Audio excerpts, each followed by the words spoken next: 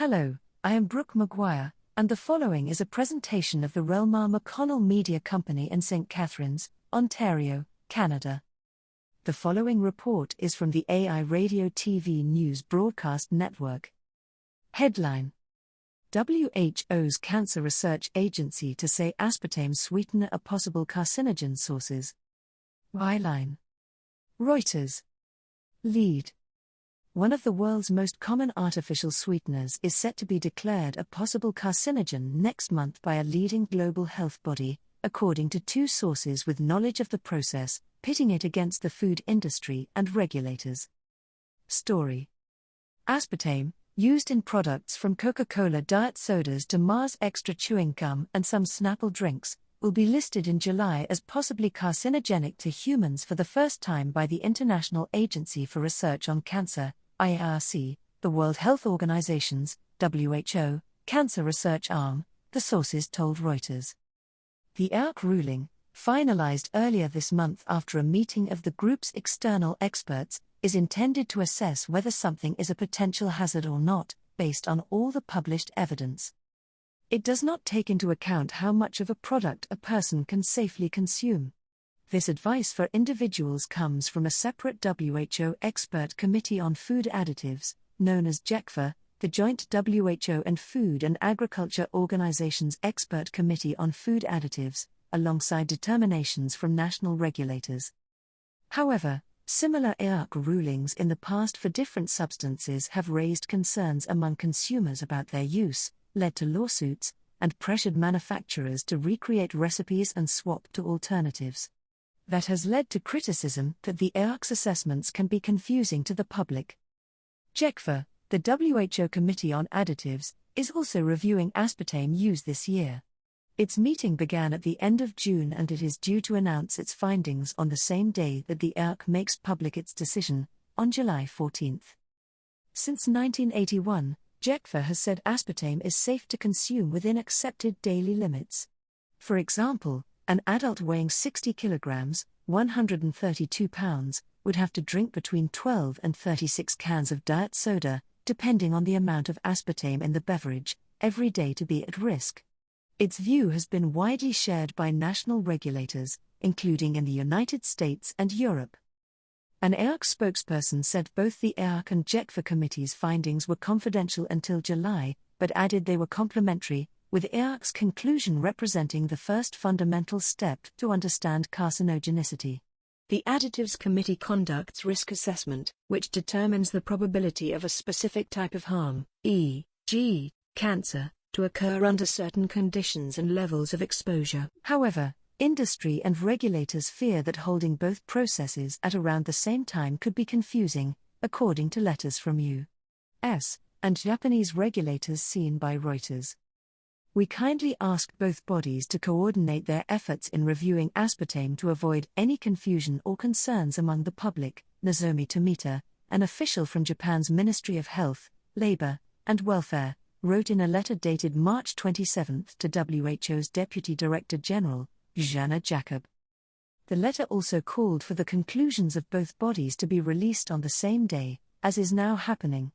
The Japanese mission in Geneva, where the WHO is based, did not respond to a request for comment.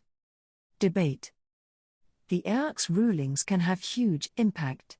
In 2015, its committee concluded that glyphosate is probably carcinogenic. Years later, even as other bodies like the European Food Safety Authority, EFSA, contested this, companies were still feeling the effects of the decision. Germany's Bayer, in 2021 lost its third appeal against U.S. court verdicts that awarded damages to customers blaming their cancers on use of its glyphosate-based weed killers. The IARC's decisions have also faced criticism for sparking needless alarm over hard-to-avoid substances or situations. It has 4 different levels of classification: carcinogenic, probably carcinogenic, possibly carcinogenic and not classifiable. The levels are based on the strength of the evidence, rather than how dangerous a substance is.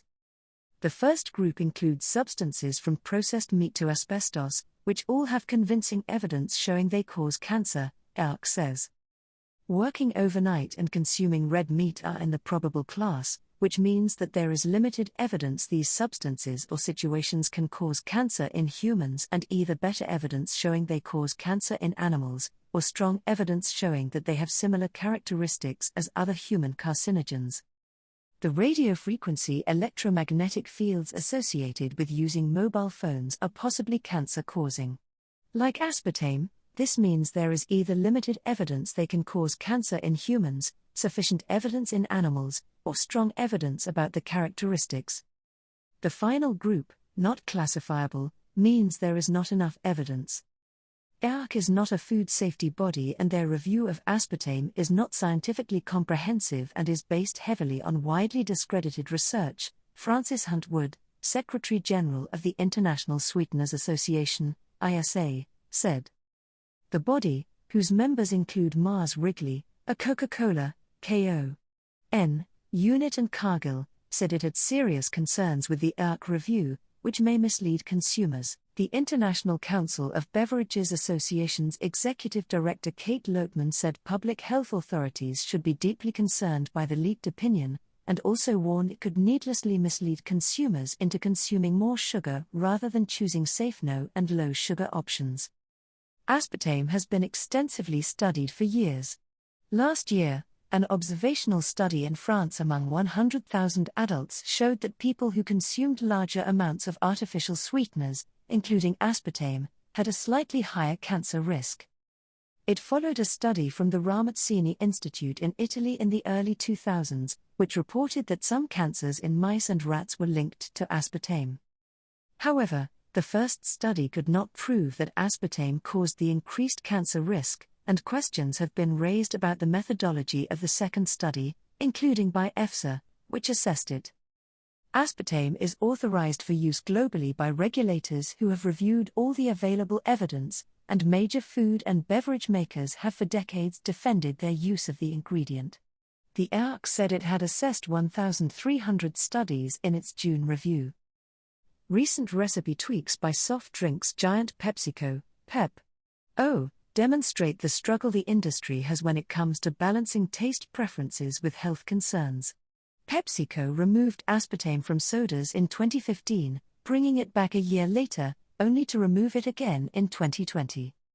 Listing aspartame as a possible carcinogen is intended to motivate more research, said the sources close to the IARC, which will help agencies, consumers and manufacturers draw firmer conclusions. But it will also likely ignite debate once again over the IARC's role, as well as the safety of sweeteners more generally. Last month, the WHO published guidelines advising consumers not to use non-sugar sweeteners for weight control. The guidelines caused a furore in the food industry, which argues they can be helpful for consumers wanting to reduce the amount of sugar in their diet. For more news and features from AI Radio/TV News, visit www.airradio.news. CA